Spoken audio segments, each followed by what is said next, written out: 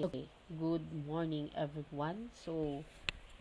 For today, we will be discussing the life abroad of Dr. Jose Rizal.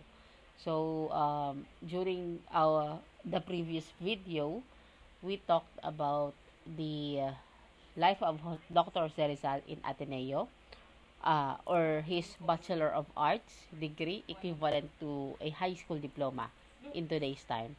And then we also discussed Dr. Jose Rizal's life in the UST.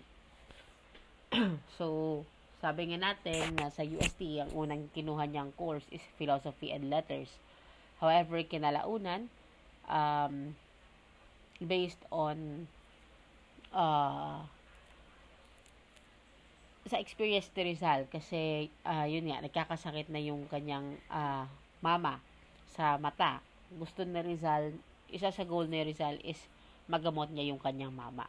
Kaya he decided to took up medicine. So, he shifted from philosophy and letters to medicine. So, right now, let's talk about the life abroad of Dr. Jose Rizal. Dr. Jose Rizal, I mean. So, on May 3, 1882, Jose Rizal quietly departed the Philippines with only his brother Pasiano, two sisters, and a few friends aware of his leaving. So, bakit secret itong pag-alis ni Dr. Jose Rizal dito sa pag-alis sa Pilipinas? Kasi medyo mainit na sa Spanish authority si Dr. Jose Rizal. So, para hindi nila malaman na pupunta si Dr. Jose Rizal sa ibang bansa, tinago nila ito. So, ang nakakaalam lang daw is si Pasiano, yung dalawang sister ni Rizal, and yung iba niyang pinaka-close friend. And then, since walang masyadong alam yung parents ni Rizal about his departure, nung nalaman nila na umalis pala si Dr. Jose Rizal, of course, they were heartbroken, especially his father. He was so devastated of Rizal's departure. Yeah. So, bakit pumunta si Rizal sa ibang bansa, particularly in Europe? Kasi one of his goal is to complete his education. So, gusto pang magpakadalubhasa lalo ni Dr. Jose Rizal, especially when it comes to in the field of medicine. So, yun, pumunta siya ng Europe for that, to complete his education. And aside from his goal na makumpleto yung education niya, may secret mission si Dr. Jose Rizal. So, his secret mission is to study European cultures, laws, and governments for the eventual liberation of the Philippines from the Spanish rule. So, parang simula na kasi na na-open na yung mind and eyes ni Dr. Jose Rizal sa reality, sa nangyayari sa Pilipinas during the Spanish regime. So, yun, parang nag-iisip na si Rizal na paano siya makakatulong sa pag-liberate or sa liberation ng Pilipinas. So, isa din sa goal niya, kaya siya pumunta ng Europe, is to observe kung ano ba yung kultura, ano ba yung mga laws and governments, and type of government na ipinapatupad sa Europa. So, Rizal's journey took him through several countries. He arrived in Barcelona on June 16, 1882. So, from Philippines to Barcelona, ang travel time niya is 1.5 months. So, imagine, nasa barko ka lang ng 1.5 months. Kasi, yun nga, nung panahon ni Rizal, hindi pa uso yung eroplano. So, tiyagasin sila sa steamboat or sa boat.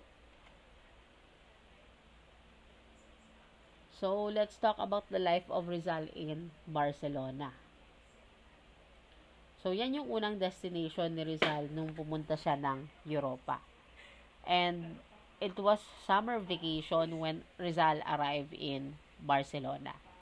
So, dun sa Barcelona, he was able to meet and socialize with acquaintances and former classmates from the Ateneo. And from Barcelona, he went to Madrid. So, sabi kasi ng kanyang brother na si Pasiano na dapat pumunta daw, mag-proceed muna si Rizal sa Madrid. So, Pasiano advised Rizal to stay in Madrid kasi pinaka-sentro ng Europe yung Madrid. And of course, grabe yung educational opportunities in Madrid. Kaya pinagsabihan niya si Rizal to stay there. So, dun sa Madrid, nagsulat si Rizal sa Diaryong Tagalog.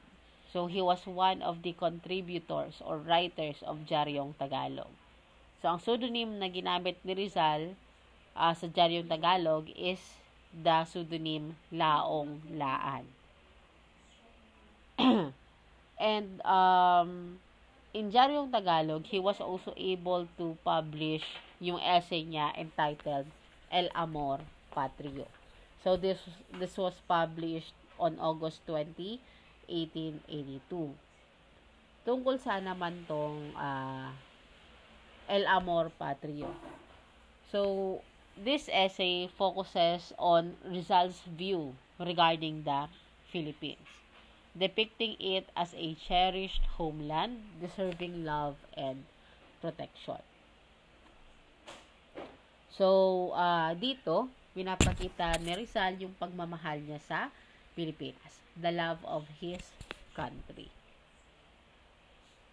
However, after writing the El Amor Patrio, tumigil sa pagsusulat ng mga articles si Dr. Jose Rizal. Kasi, this was opposed by his mother. Kasi yung mga essays and articles ni Rizal is about the Philippines. So, syempre, dun sa mga essay niya, naisusulat niya din yung mga observations niya under the Spanish rule. So, because of that, yung mga essays niya, it raised concerns among Spanish officials about Rizal's nationalism. So, sabi nila, ay, siguro may balak tong si Rizal na patalsikin kami. Kaya medyo umiinit na yung pangalan niya sa mga Spanish authorities. Kaya, yun, pinagsabihin siya ng kanyang mama na itigil muna yung pagsusulat niya ng article about the Philippines. And aside from that, Rizal also had a difficult time gaining fame in Madrid, so he decided to focus on his studies instead.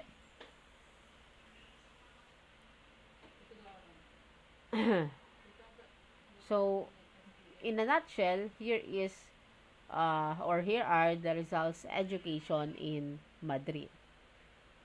So, first, dun sa Universidad Central de Madrid, he enrolled medicine. And also, pinagsabay niya yung philosophy and letters. Diba, as you can remember, yung philosophy and letters, yan yung pinakaunang, or yan yung original course ni Rizal sa UST before he shifted to medicine. So, in-enroll niya pa rin yung philosophy and letters sa Universidad Central de Madrid. And then, nag-enroll din siya sa Academy of San Carlos. Anong course? Course about painting and sculpture. And then, he also enrolled in Academia de Bellas Artes de San Fernando, in which kumuha siya ng course about fine arts or drawing. He also learned Spanish and German language. And French also. However, Jose Rizal had a difficult time during his stay in Madrid. So, maraming paghirap ang naranasan ni Dr. Jose Rizal. 'Di ba sasabihin nyo, ay ma'am, 'di ba based on our discussion, galing sa mayaman na family si Rizal. Bakit taghirap siya ngayon sa Madrid? Anong nangyayari kay Dr. Jose Rizal? So, we will find out. Bakit naging taghirap si Rizal sa Madrid? Kasi, although, yun nga, 'di ba, coming from hacienderos, Rizal's family faced financial decline because of crop failures. And, yun nga, matumal yung naani ng family ni Dr. Jose Rizal. And, 'di ba, yung mga inquilinos, nagre-rent sila. 'Di ba, family ni Rizal inquilinos. So, nagre-rent sila ng land sa mga Spaniards. So, or sa mga Dominicans. So, ngayon, tinaasan na ng mga Dominicans yung pagrerenta sa kanilang mga hacienda. Kaya, yan yung naging epekto sa family ni Rizal. His family faced financial decline. So, dahil dyan, yung monthly allowance ni Rizal is often delayed. Or minsan, hindi gaanong masyadong mababa yung allowance ni Rizal. Parang hindi kayang makabuhay ng isang week. So, yun. So, as a student in Spain, Rizal dependent on money from his brother Pasiano. Although napag-isipan or sumasagi din sa isip ni Rizal na what if mag-work na lang siya para makadagdag sa mga gastusin, ayaw ni Pasiano. So, gusto ni Pasiano na maging focus lang si Rizal sa kanyang mission. Na obserbahan yung kultura, yung laws, and yung government ng Europe. So, ito yung parang budget ni Dr. Jose Rizal. So, 79% of his allowance or budget goes to his education, 20% to his rent, 0.8% sa food, 0.19 sa clothes, 0.01 sa other miscellaneous. So, because of that, he attended classes hungry, sacrificing meals to cover exam fees and purchase necessary books and tools. So, it even come to a point na para makatipid si Rizal, hindi na siya naliligo. Kasi, yung pagligo, may bayad yun. Nagbabayad si Rizal sa kada ligo niya. So, para mabawasan yung expenses niya, yun, sometimes hindi na siya naliligo. So, since taghirap si Dr. Jose Rizal, so, parang tinitipid niya ng masyado yung sarili niya. Ang ginagawa niya, nagvi-visit siya ng mga museum, nagbabasa ng libro, and naglalakad-lakad siya. So, dun sa paglalakad-lakad niya, syempre, may marami siyang nadadaanan ng mga restaurant. So, yan, ini-smell niya yung aroma ng mga restaurants and cafes to satisfy his appetite. So, on July 25, 1884, Rizal attended a banquet celebrating the success of Filipino painters na sina Juan Luna and Felix Resurrección Hidalgo at the Exposición Nacional de Bellas Artes. So, dito, nanalo si Juan Luna ng gold medal dahil sa kanyang painting na Spoliarium. And then, nanalo din ng silver medal si Hidalgo because of his painting entitled Vírgenes Cristianas Expuestas al Populacho. So, dito, sa banquet, Rizal gave a speech that would make a history. So, sabi niya, Luna and Hidalgo are Spanish as well as Philippine glories. Kasi, they were born in the Philippines, but they could have been born in Spain because genius knows no country. Genius sprouts everywhere. Genius is like light, air, the patrimony of everybody. Cosmopolitan, like space, like life, like God. So, yung toast, hello. Okay. So, yung toast speech ni Rizal, sorry.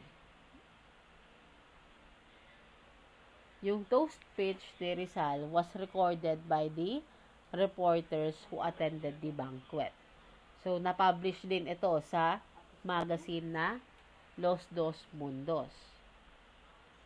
So, because of his toast speech, he gained fame overnight as supportive Spaniards lauded his progressive speech on Filipino equality and Filipinos supporting the propaganda movement.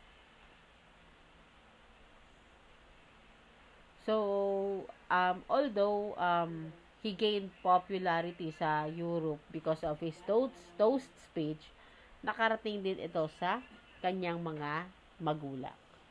So, kabaliktaran naman yung naging reaction ng kanyang magulang. Kasi imbis na matuwa sila, mas naging worried sila kay Rizal because of kung ano yung magiging impact kasi nung toast speech ni Dr. Jose Rizal. So, yan.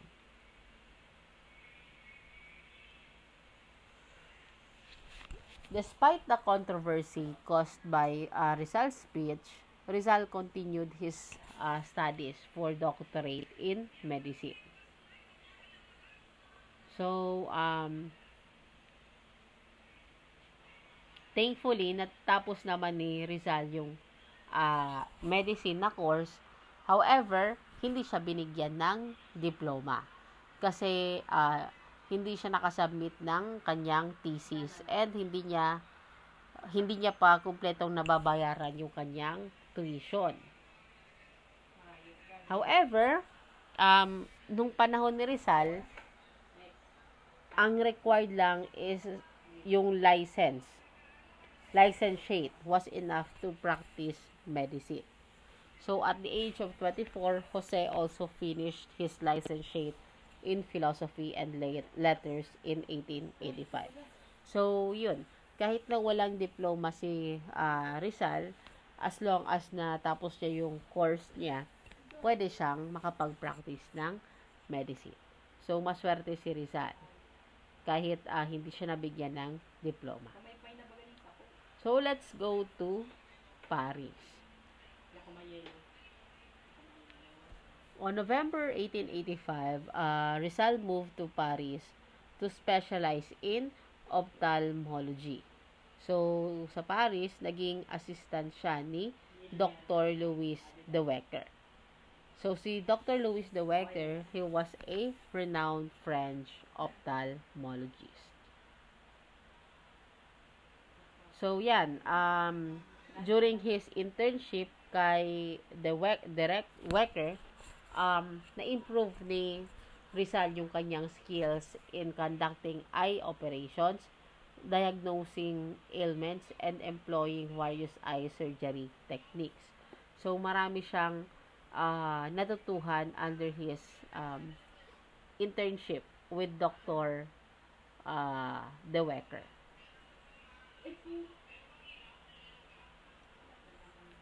So, in Paris, he also met up with his friends, particularly sina Juan Luna and si Maximo Viola. So, nung nagstay si Rizal with Juan Luna, he became a model of Juan Luna and he posed for two historical paintings. So, una, yung painting ni Luna entitled The Blood Compact. So, model, yung role ni Rizal is siya si Katuna. And then, another painting which is yung Death of Cleopatra. So, ang minodel niya is isang pare.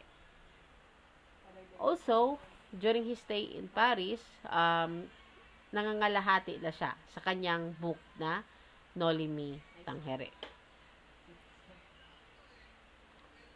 So, let's move forward naman sa Germany. So, due to the high cost of living in Paris, Rizal left for Germany in February 1886. So, hindi na kasi kaya ni Rizal yung mga gastusin. And masyadong mataas yung anong tawag yan? Mataas yung cost of living sa Paris. Kaya, lumipat si Rizal sa Germany. So, sa Germany, he arrived in Heidelberg. So, it is an old university town and naging assistant siya naman ngayon ni Dr. Otto Becker. So, si Dr. Becker is a renowned German ophthalmologist at the University Eye Hospital. So, dito naman kay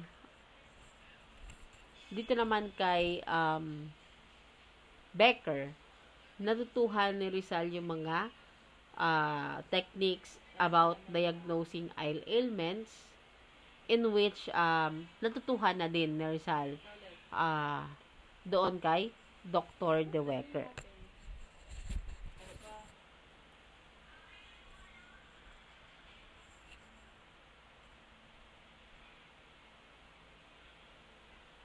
Okay.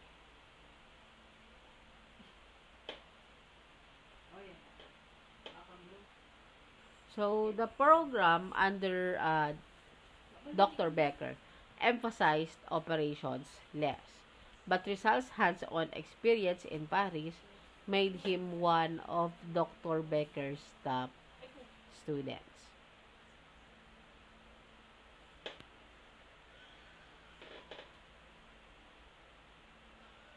So, nung nag-aaral si Rizal sa Germany, he heard he heard of an Australian scholar intrigued by the Philippines. So, nalaman niya na may isa palang scholar na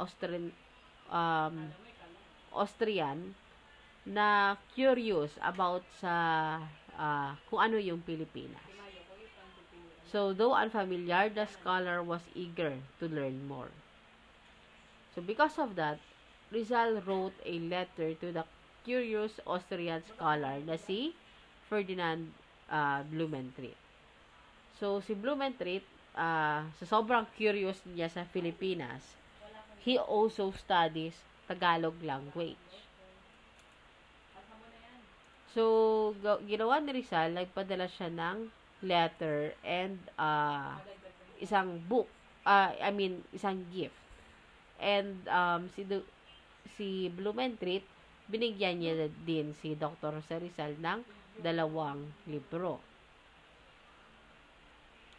So, dahil dyan, naging pen pal si Dr. Jose Rizal, nagpalitan sila ng mga letters, and eventually, they become close friends. Okay. So, from Germany, pumunta naman si Rizal sa Berlin. So, in November 1886, Jose Rizal moved to Berlin, Germany. Bakit siya nag-move sa Berlin, Germany? Para mag-explore sa ophthalmology, ma-observe niya yung kultura ng Germany as well as the government, and of course to meet some of scientists. So when Rizal was in Berlin, Germany, he intended sana to publish his book Noli Me Tangere. However, problema nun is that nagkasakit si Dr. Jose Rizal. And walang-wala na talagang pera si Dr. Jose Rizal. And yun nga, 'di ba sabi natin kanina na nagde-decline na yung economy or yung kita ng family ni Rizal. Kaya minsan nade-delay or hindi napapadalhan ni Pasiano si Dr. Jose Rizal ng kanyang allowance.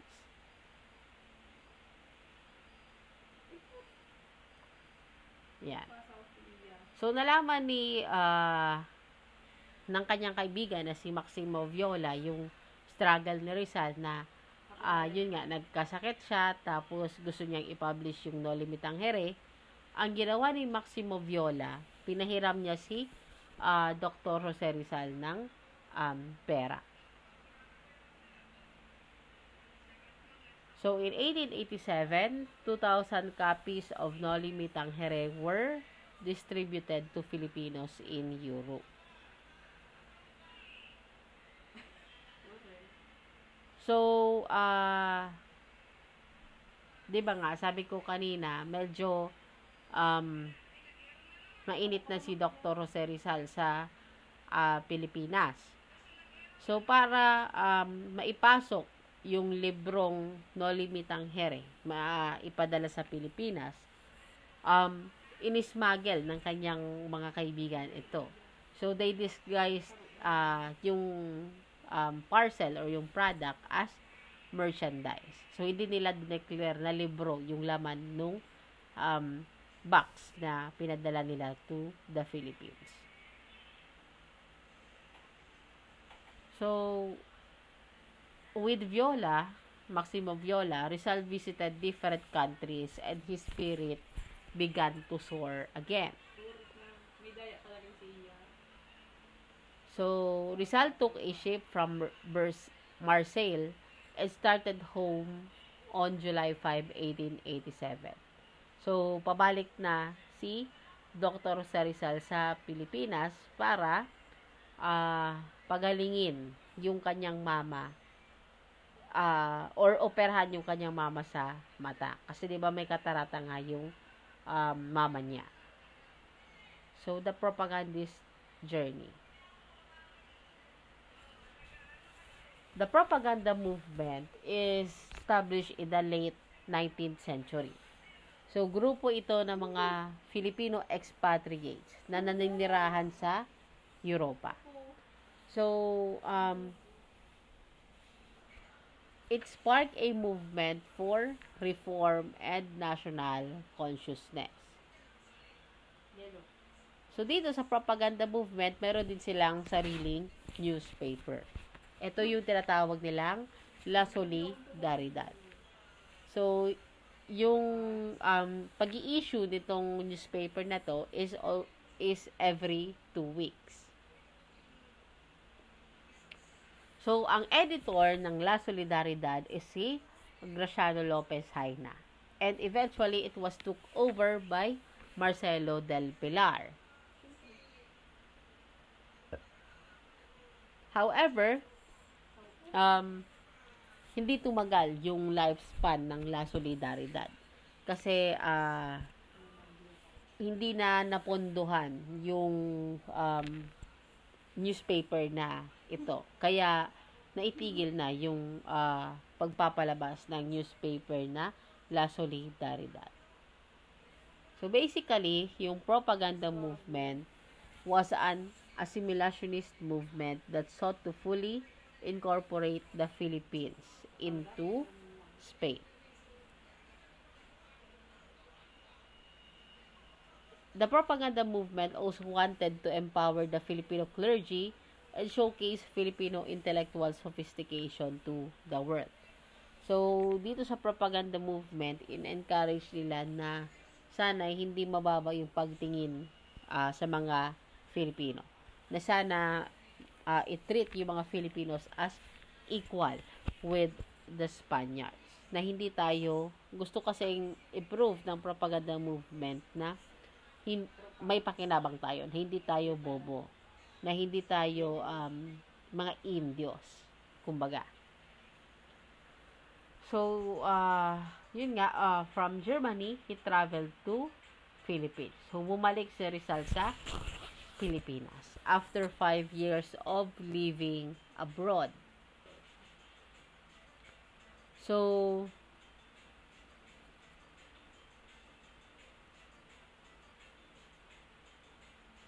nung pagdating niya sa Pilipinas, he was greeted by controversy. So, inattempt din ng mga Jesuits na pagsabihan si Rizal na bumalik na yung kalooban niya sa Catholicism or sa Catholic faith. Aside from that, there are also friars who were resolute in silencing Rizal. So, sa mga sermon ng mga praile, sinisiraan nila si Dr. Jose Rizal. So, pinapalabas nila na anti-church yung mga and anti-Spaniards yung sinulat ni Rizal. However, despite of the controversy, nanatili si Dr. Jose Rizal sa Calamba. And from there, he was able to establish a medical clinic. So, dun sa clinic niya, ang pinakauna niyang pasyente is yung kanyang mama. Para operahan siya sa kanyang mata. Kasi nga, nabubulak na yung kanyang mama because of catarata. On August 30, 1887, Rizal left Calamba for Manila para ma-meet niya si Governor General Emilio Terrero. So, si Terrero, he was a liberal-minded Spanish official. So, si Terrero, nabasa niya din yung book na No Limit Tangere. Na, di ba, smuggled lang nga itong librong No Limit Tangere. So, upon reading, wala naman na-observe na mali si Terrero doon sa libro. However, he was still concerned sa safety ni Rizal. So, because of that, he assigned Lieutenant Jose Taviel de Andrade na escortan si Dr. Jose Rizal.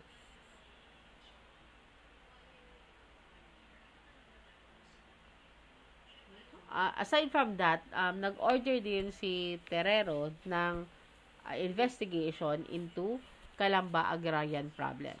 Kasi nga, 'di ba, apektado lahat ng mga inquilinos and lahat ng mga Pilipino na nagrerenta ng kalupaan sa mga Espanyol. Kasi 'di ba, tinaasan nila yung tinaasan ng mga friars, Dominican friars, yung renta sa mga lupa.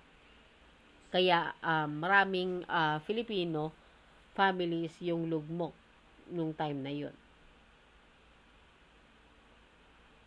So, dun sa investigation, 'di ba, nagpatawag ng investigation yung Governor General.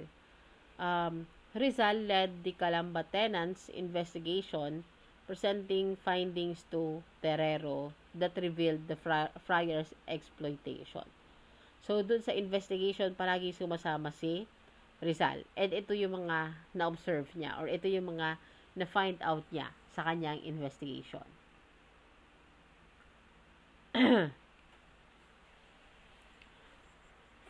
Furious with Rizal's finding, the friars demanded Terrero to order Rizal to leave the country. So, masyadong uminit yung ulo ng mga praile sa lumabas na investigasyon ni Rizal. Na yun nga, na tinataasan nga talaga ng mga praile yung renta, yung rental fee Kaya, yun, nagalit yung investigation yun, nakarating kay Terrero and nagalit nga yung mga praile.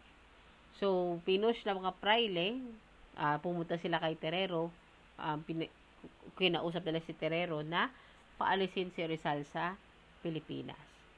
However, hindi naman pumayag si Terrero sa kagustuhan ng mga praile. But, he also advised Rizal na mag-ibang bansa. Kasi, yun nga, galit na sa kanya yung mga Spanish officials.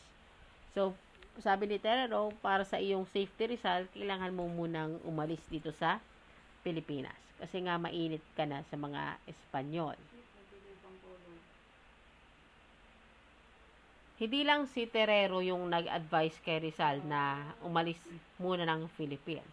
But also, nag-advise din yung family and relatives ni Rizal na pumunta na muna si Rizal sa ibang bansa. So, 6 months lang nanirahan si Rizal dito sa Pilipinas. And then, he left the Philippines and then he went to Hong Kong. Okay. Let's move forward to the life of Rizal in Belgium. So, in January 1890, Jose Rizal relocated to Brussels, Belgium. Kasi, pumunta siya sa Belgium kasi yun nga, masyado nang hindi niya na kaya yung cost of living sa Paris. Kaya napili niya yung Belgium kasi mas affordable and mababa lang yung cost of living compared sa Paris. However, kahit na nasa Belgium siya, maraming mga chismis na nakarating sa kanya. So, may mga reports na nakarating sa kanya na yung mga Pilipino na nasa Espanya ay mga sugarol, were gambling too much. And he feared that this was giving the friars ammunition to discredit the propaganda movement.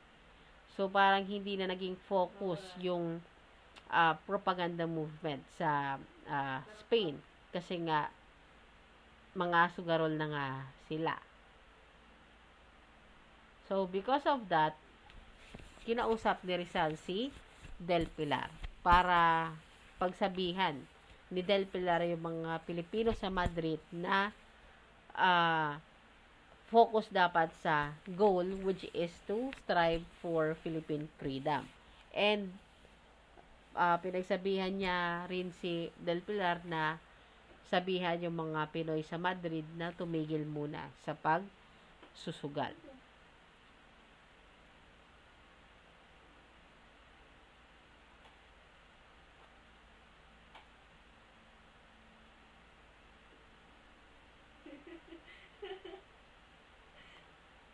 Rizal also learned that his family and relatives were evicted from their Calamba land due to increased rents imposed by the Dominican friars, making them refuse to pay.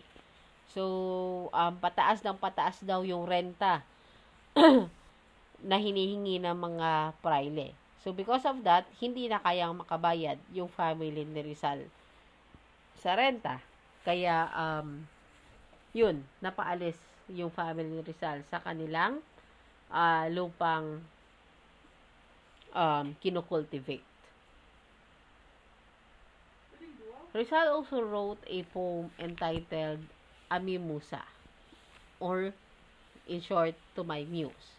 So this was published on La Solidaridad to express his disappointment and call for justice. So, defending his family in court, Rizal tasted defeat. Kasi sabi ko nga, 'di ba, hindi pinapakinggan yung mga Pilipino sa korte. Kasi yun nga, 'di ba, dapat nga court of injustice siya. Kasi yung justice system noon is para lang sa mga Espanyol. So, once na Filipino ka, automatic, mahihirapan kang manalo sa kaso mo. So, from Belgium, he went to Madrid ulit. So, yun nga, 'di ba? Kinausap ni Rizal before si Del Pilar na patigilin yung mga Pilipino sa gambol. However, naging discontented din si Rizal kay Del Pilar.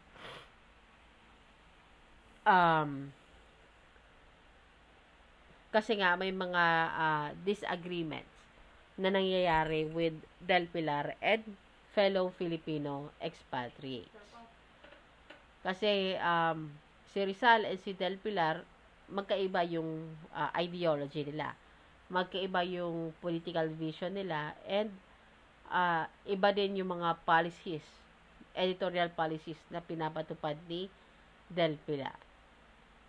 So, because of that, nagkakagulo na sa propaganda movement. So, in attempt to resolve their differences, about 90 Filipinos met to elect a leader called the Responsable. So, itong, yun nga, di ba, nag-gather sila ng 90 Filipinos para mag-vote kung sino ba dapat yung mamuno. So, itong grupo na nabuo, itong 90 Filipinos na to, tinatawag tong responsable. Bakit responsable? Because they are responsible for unifying the group and ensuring that their work was coordinated. Kasi nga, nagkakaaway na si Rizal and si Del Pilar. However, the election produced a division among the group. So, yung side ni Rizal is yung mga Rizalistas, and yung side ni Del Pilar is yung mga Pilaristas. So, nagkaroon ng dalawang election. Sa first election, nanalo si Rizal. Sa second election, nanalo din si Rizal. However, ang problema lang, ang requirement is 2/3 majority. So, dun sa votation, kahit na nanalo si Rizal, hindi niya naabot yung 2/3 majority. So, he was not declared the responsable. So, on the third day, Mariano Ponce urged some Pilaristas to support Rizal. And the election resulted in Rizal's becoming the legal responsable. However, despite of winning the election, tinanggihan pa rin ni Rizal yung position. Kasi, alam niya na hindi lahat ng mga Pilipino or yung mga Filipino or mga tao under their circle, hindi lahat gusto yung kanyang mga ideologies, yung kanyang mga views or personalities.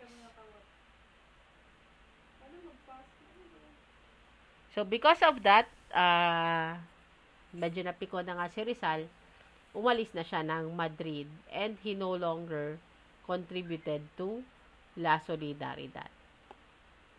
So, from Madrid, he went to Hong Kong on November 20, 1891.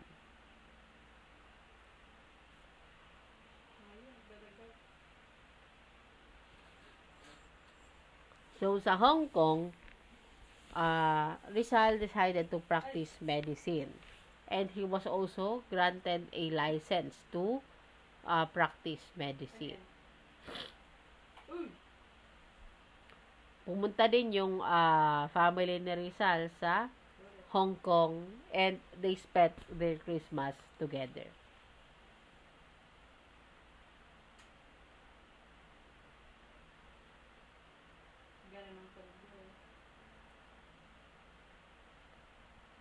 So, So, yung life ni Rizal sa abroad, comparing sa life dito sa Philippines, mas peaceful. Mas gusto niya yung buhay niya abroad. However, syempre, hindi nawawala sa isip niya yung mga uh, struggles na pinagdadaanan ng mga tenant farmers in Calamba. Kasi yun nga, biktima na din yung family ni Rizal sa mataas na imposition ng rental fee ng mga praile. So, nung nasa Hong Kong ulit si Dr. Rizal, he met William Pryor. So, si William Pryor,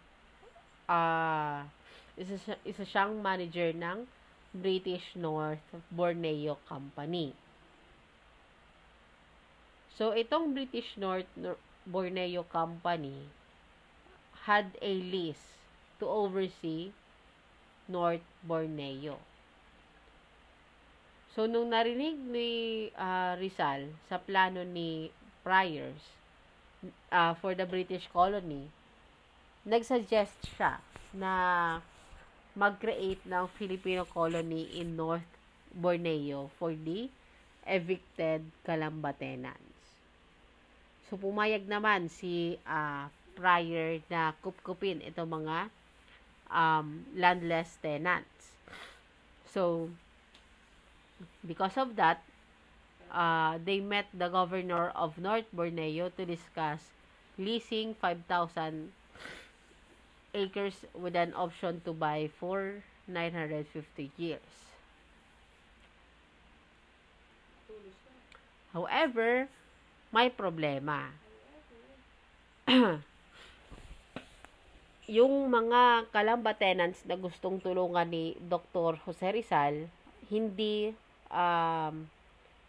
mahihirapan silang umalis sa Pilipinas kasi kailangan nilang magpaalam sa Spanish Governor General that time, which is si Eulogio Despujol.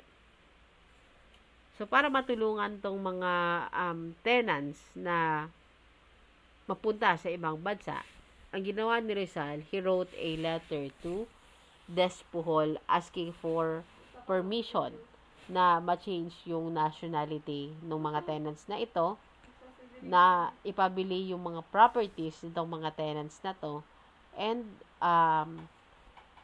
hayaan sila na mag-live or umalis ng Pilipinas. Of course, uminit yung ulo ni Despujol, and he thought that Rizal might use the Filipino colony to start a revolution against Spain. So, in short, hindi pumayag si Despujol. Dinecline niya yung sulat ni Dr. Jose Rizal. So, instead of replying directly, ang ginawa ni Despujol is pumunta siya sa Spanish consulate.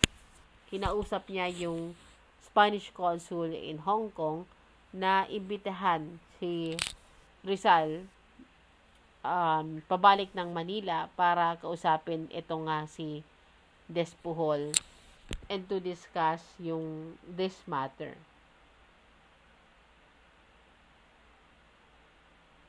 However, sabi naman ng family ni Rizal na wag niyang tanggapin yung imbitasyon ni Despujol kasi nga alam nila na trap lang ito para hulihin si Dr. Jose Rizal. However, yun nga, matigas yung ulo ni Dr. Jose Rizal. Very determined siya na ma-improve yung buhay ng mga evicted Calamba tenants. So, hindi niya sinunod yung advice ng kanyang mga parents na i-decline yung invitation ni Despujol.